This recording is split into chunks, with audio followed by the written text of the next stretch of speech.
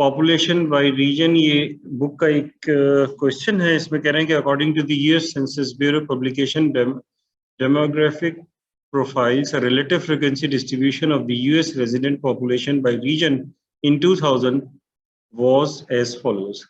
Reason है और ये इनकी रिलेटिव फ्रीक्वेंसीज हैं, ठीक है। और फिर उसके बाद अ सिंपल रैंडम सैंपल, ये रिलेटिव फ्रीक्वेंसीज गिवन है जो आपको दी हुई है। A simple random sample of this year's US residents gave the following frequency distribution. ये फ्रीक्वेंसी डिस्ट्रीब्यूशन है, यानी कि रीजन्स यही हैं, इनकी ये फ्रीक्वेंसीज है, ठीक है। इसके बाद आपसे कह रहे हैं कि identify the population and variable under consideration here. फिर बी पार्ट में कह रहे हैं at the 5% significance level do the data provide sufficient evidence to conclude that this year's residents population distribution by region has changed from the 2000, ठीक है। यानी इसमें जो है वो ये बताना होता है कि वेरिएबल की जो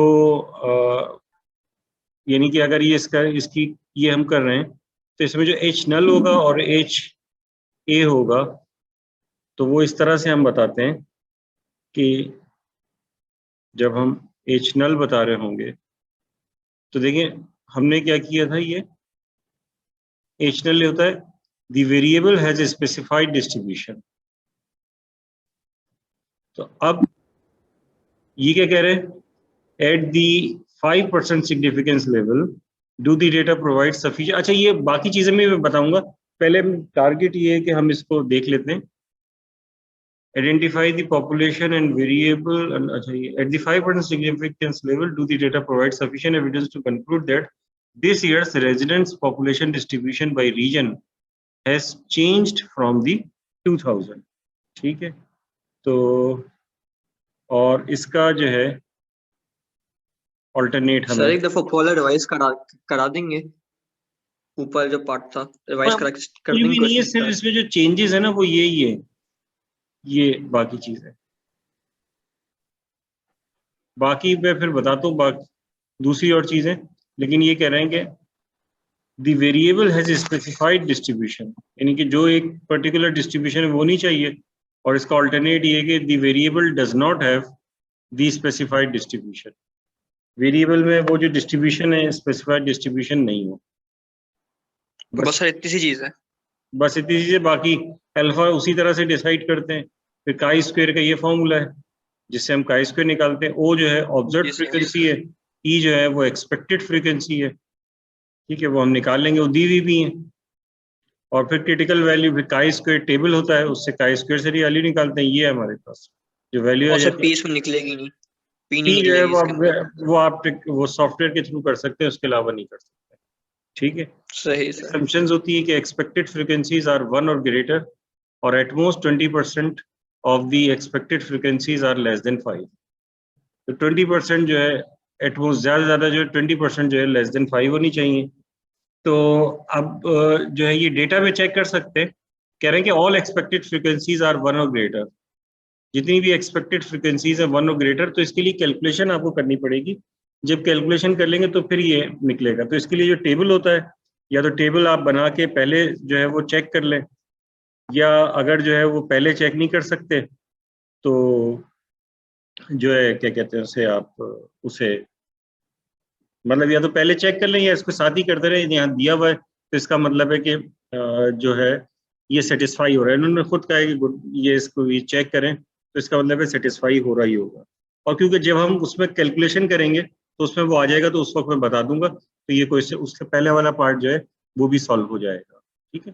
तो वो उसी के साथ कर लेंगे तो ज्यादा बेहतर है, सही सर, ठीक है ना। अच्छा, तो इसमें जो है वो हम क्या करेंगे कि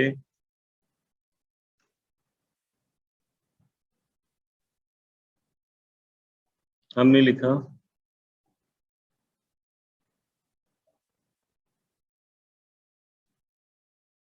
sufficient evidence to conclude that this year's residents population distribution by region has changed from the 2000। तो ऑल्टरनेट इसका नल हाइपोथेसिस क्या होगा? देखिए इसको इस तरह से लिखते हैं, this year's resident population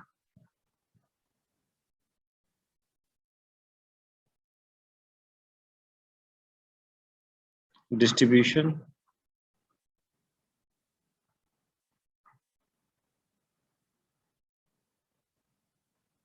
is the same as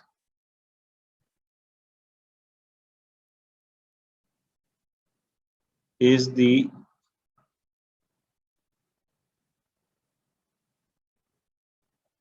same as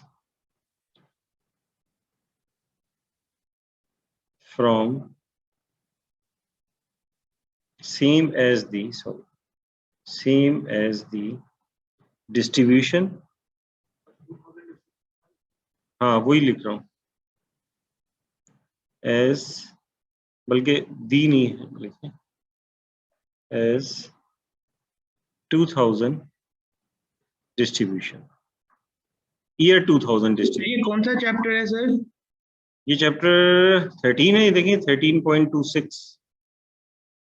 sir ये हमने स्टार्ट कब किया? हम लास्ट सर क्लास हमने में कब किया था? लास्ट कर क्लास रहे में तो थे। हम सिर्फ 12.65 हाँ क्वेश्चन सर किया हमने था। 12.65 किया लास्ट क्लास में। ये कब हुआ ये तो समझ नहीं आ रहा। भाई लास्ट ये क्लास में किया था, ये 12.65 वाला देखें, क्वेश्चन कर रहे थे सर। ये कराया था गुडनेस ऑफ फिट टेस्ट। ये क्या चीज है ये देखें सर हमने आपने। नहीं किया सर, मैं तो सर हमने आपकी ये हर चीज किया देखता हुआ। हूँ, मेरे पास सर तो नहीं है हमने लिखा हुआ। 12.6 सर हमारे पास जो लास्ट काम हुआ हुआ है ना वो 12.65 वाला क्वेश्चन हुआ हुआ है सर। हमने अरे सर भाई ये ये सब तभी मैंने तो सर कराया रिवाइज था करवाया। गुडनेस ऑफ फिट, ये लास्ट क्लास में कराया था नहीं कराया था? देखिए यहाँ सब ये कह रहे हैं कि नहीं कराया था। कराया था। अरे रिकॉर्डिंग में भी है जो आप मैंने अपलोड की थी लास्ट वीक। अच्छा सर एक काम करें, इसको प्लीज एक दफा ये रिव्यू करवा दें सर, फिर आगे कर लें, वरना सर समझ नहीं आया था, समझ नहीं आएगा सर आगे क्वेश्चन। आएगा ना, इसके साथ ही समझ लेते हैं ना, साथ साथ समझ रहे हैं ना, मैं आपको बताता जा रहा हूँ। ये गुडनेस ऑफ फिट टेस्ट है, काई स्क्वायर के डिफरेंट टेस्ट होते हैं, उनमें से पहला टेस्ट जो हम पढ़ रहे हैं ये गुडनेस ऑफ फिट टेस्ट है, ठीक है। तो इसमें जो है गुडनेस ऑफ फिट में हम ये देखते हैं कि ये जो डिस्ट्रीब्यूशन है ये फिट हो रही है यहाँ पर या नहीं हो रही, ठीक है। तो हमने इसमें कह रहे थे कि at the 5% significance level do the data provide sufficient evidence to conclude that this year's resident population distribution by region has changed from the 2000 distribution? Alternate hypothesis ये होगी कि this year's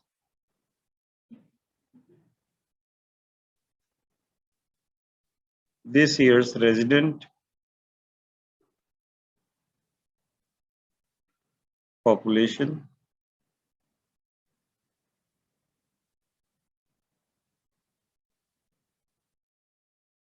distribution is, अब ये same उसमें है तो ये इसमें करते हैं इज डिफरेंट, या कहते हैं हैज चेंज्ड, ठीक है ना, ये कर लिख दें डिफरेंट फ्रॉम द 2000 डिस्ट्रीब्यूशन,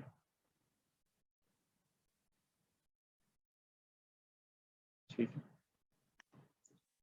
ये स्टेप 1 था। स्टेप 2 जो है इसके लिए अल्फा डिसाइड करते हैं, अल्फा है 0.05।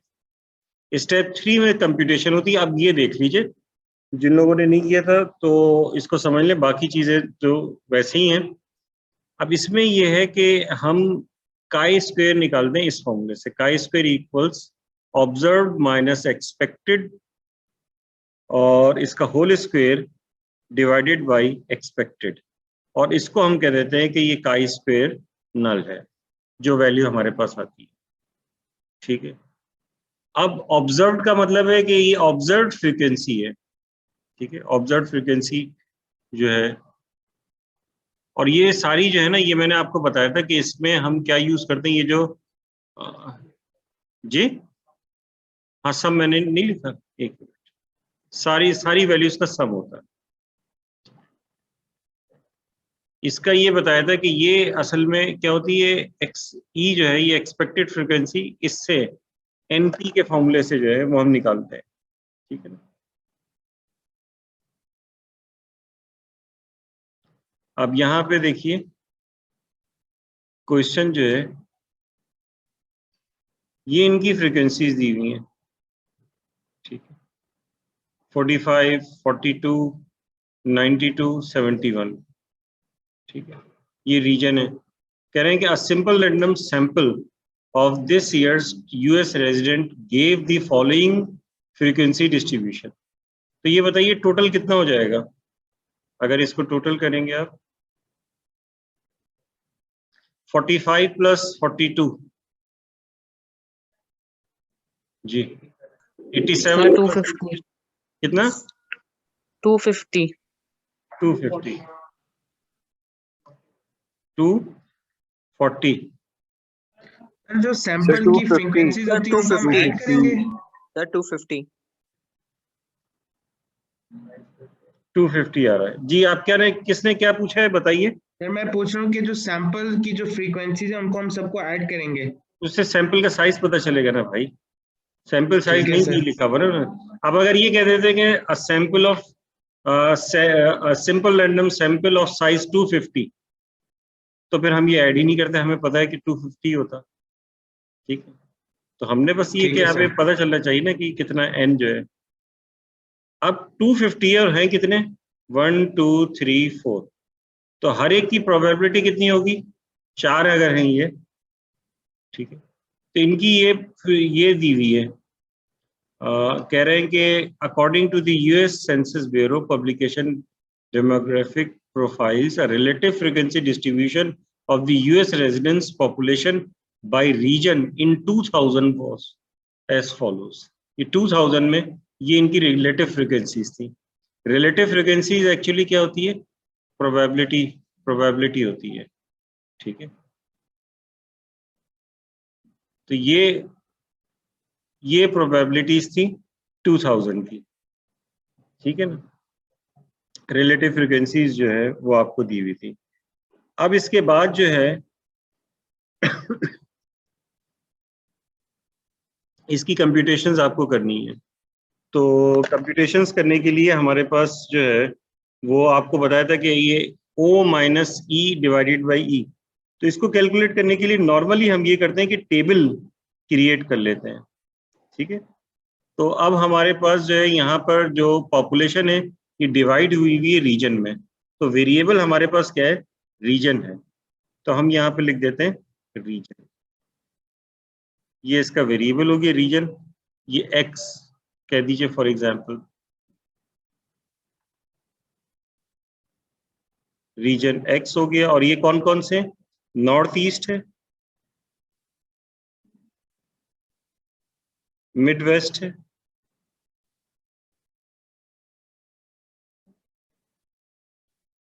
जी सॉरी कुछ कह रहे हैं, हाँ south and waste,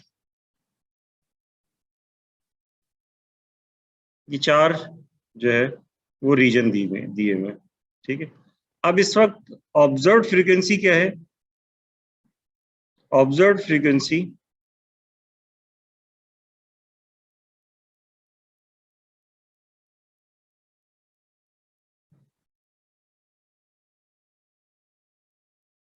observe frequency ओ से रिप्रेजेंट करेंगे इसे, ठीक है।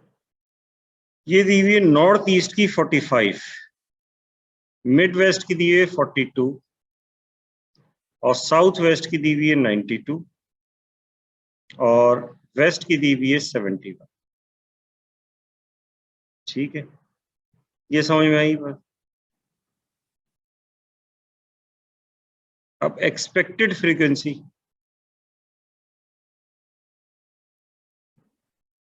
कहाँ है,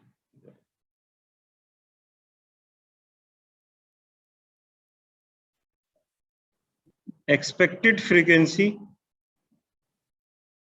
ये हम P से रिप्रेजेंट कर E से रिप्रेजेंट करेंगे इसे, और ये होता है NP, इसीलिए सैंपल साइज मालूम किया। N हमारे पास क्या आ गया 250 आ गया। P क्या चीज होगी, प्रोबेबिलिटी, तो अब एक्सपेक्टेड तो वही होनी चाहिए थी ना जो पहले थी, तो प्रोबेबिलिटी पहले क्या थी कि 0.19 इसकी प्रोबेबिलिटी थी, तो 0.19 को मल्टीप्लाई कर दें, NP होता है ना, तो ये P हो गया, ठीक है, ये प्रोबेबिलिटी है क्योंकि रिलेटिव फ्रीक्वेंसी प्रोबेबिलिटी होती है। तो 0.19 को 45 से मल्टीप्लाई करें, 47.5 47.5, फिर उसके बाद 42 से सर मल्टीप्लाई 45 से करें, मल्टीप्लाई करेंगे 0.25 जी सर 250 से मल्टीप्लाई करेंगे, 45 से मल्टीप्लाई करेंगे P को, सॉरी 250 से, 250 से ना, बस सही है सर। यही आया ना, जी जी सर 250 जी से सर, मल्टीप्लाई करके 47.5 250 से आया। multiply मैंने करके कुछ ये और आ कह रहा दिया था क्या? है। सर आपने ना गलती से वो कह दिया था, अच्छा 45 से करना सॉरी है, तो उसमें सॉरी, कंफ्यूजन हो गई थी। ये फॉर्मूला NP लिखा हुआ है ना। अब इसके बाद जो है 0.229 को करें, सर 57.25 57.25, 25 फिर 9, फिर उसके बाद सर 89 0.335 से कितना, 89 89, फिर 0.225, 56.25 56.25। अब होना ये चाहिए कि इन दोनों का सम सेम होना चाहिए, इसका सम जो है वो 250 आएगा, जाहिर है ये तो 250 नहीं, इनका सम भी 250 आना चाहिए।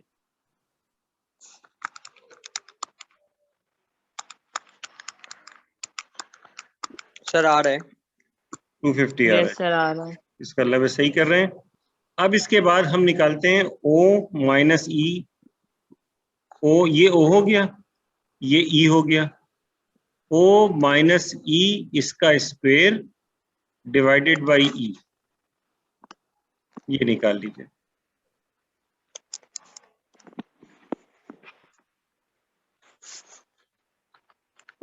ठीक है, समझ में आ रही है बात ये?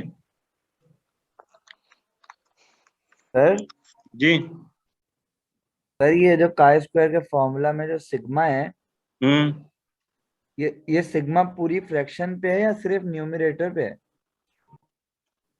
ओह कोई फर्क पड़ेगा इससे भाई? सर अगर हम ऑब्जर्व को जो है एक्सपेक्टेड से माइनस करके स्क्वायर करके सबको ऐड करें और डिवाइड बाय 250 कर दें,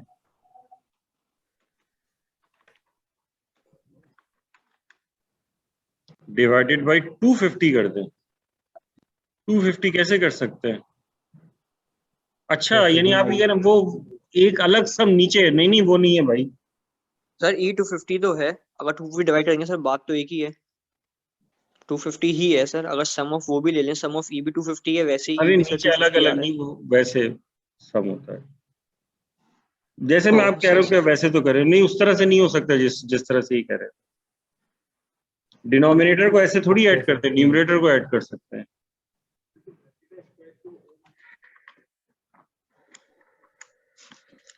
किसको?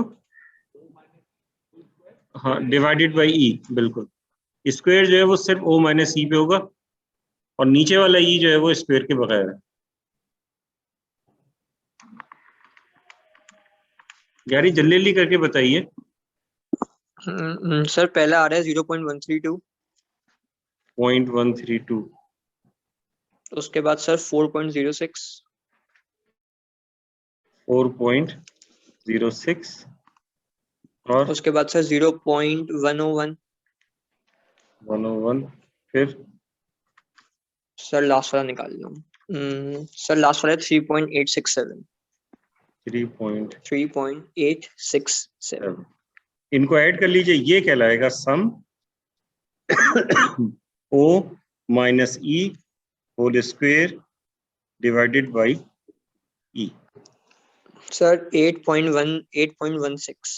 8.16, तो काई स्क्वायर की वैल्यू आ गई 8.16, जिसको हम क्या कहते हैं, काई स्क्वायर नल, ये हमारे पास आ गई। अच्छा आप एसम्पशंस चेक कर लेते, क्योंकि ये तो आपने जो है वो बाद में क्योंकि जब तक ये नहीं टेबल बनाएंगे आप वो चेक भी नहीं कर सकते।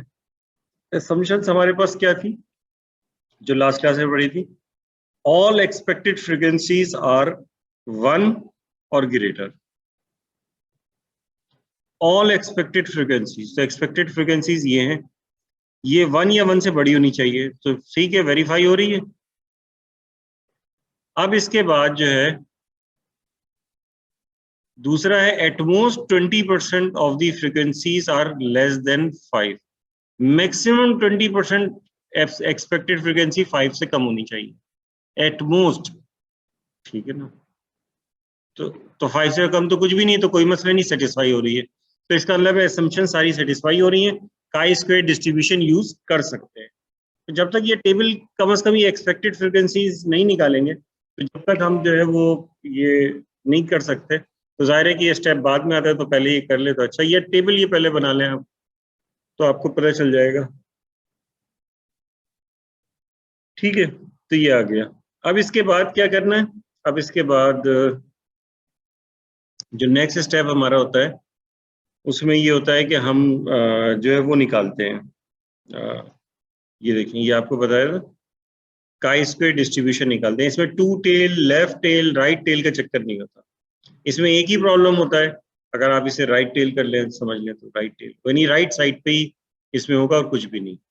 तो अल्फा, तो काई स्क्वायर अल्फा, यानी कि 4th स्टेप इसका ये होगा कि आप काई स्क्वायर अल्फा यानी कि 0.05 ये निकालें, ठीक है। काई स्क्वायर 0.05, ठीक है, ये निकाल के बताएं डिग्री ऑफ फ्रीडम क्या होगी?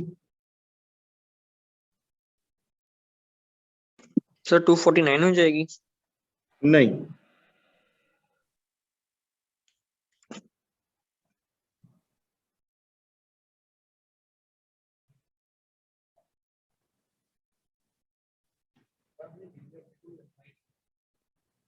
डिग्री ऑफ फ्रीडम, अच्छा, डिग्री ऑफ फ्रीडम जी n-1 अगर वो करेंगे तो वो तो 249 होगा, वो एक अलग चीज है। इसमें ये होता है कि r-1 होता है एक्चुअली। r का मतलब होता है रोज, कितनी रोज हैं इसमें। तो इसमें कितनी रोज हैं? 4 रोज हैं, तो 4 - 1 यानी कि 3, ये फॉर्मूला होता है। मैं देख रहा हूँ कि आपकी बुक में जो है उन्होंने क्या लिखा हुआ है, तो मुझे वो नजर आ जाए तो। डिग्री ऑफ सर फ्रीडम, मतलब जितने रीजन, उस रीजन में से एक माइनस कर देंगे। हाँ, r-1 नहीं लिखा है इन्होंने, c-1 लिखा है, लेकिन मतलब वही है ρ-1। सर नंबर कॉलम ऑफ, भी वही है ना, जी कॉलम बराबर है। हाँ सर हाँ, कॉलम भी उतनी ही है जितनी रो है। अरे भाई ये कोई इस कॉलम से कोई ताल्लुक नहीं है, ये कॉलम अलग चीज है, वो तो आप 10 बना दें। असल में ये रोज नहीं जो है नहीं आपको सर, जो ये, कॉलम वहाँ रीजन में गिवन है, जो अच्छा कॉलम में रीजन वहाँ में गिवन वहाँ है जो वो वाला। कॉलम, तो एक ही बात है ना, इसको आपने यहाँ रोज की सूरत में लगा दिया, तो ये और ये और ये, तो हमारे पास 4 हैं समझ लें। तो 4 में से 1 माइनस कर दे तो 3, तो डिग्री ऑफ फ्रीडम जो है यहाँ पे हो जाएगा 4 - 1 यानी कि 3। तो डिग्री ऑफ फ्रीडम की वैल्यू क्या आ जाएगी? उससे निकालें आप जल्दी से टेबल से, मैं नहीं दिखा रहा टेबल, जल्दी से मुझे निकाल के बताइए डिग्री ऑफ फ्रीडम क्या आएगा। सर 7.815 आ रहा है सर। कितना? 8 7 पॉइंट समथिंग आ, एक मिनट रुकिएगा। समथिंग नहीं बताइए भाई, पूरा सही बताइए। 7.815। वो सर मैं आपको याद करके बता रहा था इसलिए थोड़ा वो। अच्छा 815, 7.815 ये हमारे पास आ गया। अब इसके बाद क्या करना है? इसके बाद हम ये जो है देखेंगे कि इसे रिजेक्शन रीजन में आ रहा है हमारी चीज या नॉन रिजेक्शन रीजन में।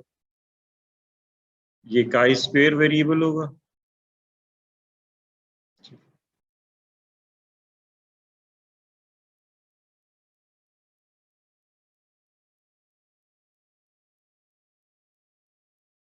ये है काई स्क्वायर 0.05 जो कि आ रहा है 7.815, और ये रीजन जो है वो 0.05 है, यानी ये प्रोबेबिलिटी 0.05 है, ये है reject H null, rejection region है, और ये है, ये 0 होता है, do not reject H null. तो अब क्या करेंगे बताएं, काई स्क्वायर नल हमारे पास कहाँ है, 8.16। सर रिजेक्ट कर देंगे ना, सर 8 रिजेक्ट नॉट है, तो सीधा reject कर देंगे क्योंकि ये यहाँ आ रहा है। हमारी तरह रिजेक्ट है। सर इसका मतलब है डिफरेंस है। हाँ, इसका मतलब ये है कि पहले तो ये लिख दें 5 में कि reject H null since chi square null जो कि था 8.16, वो ग्रेटर हो रहा है किससे, काई स्क्वायर 0.05 से, जो कि 7.815 है। ठीक है, तो अब इसके बाद 6th स्टेप में इंटरप्रिटेशन लिखेंगे। इंटरप्रिटेशन वैसे ही लिख देता हूं जैसे कि मैं लिख रहा था।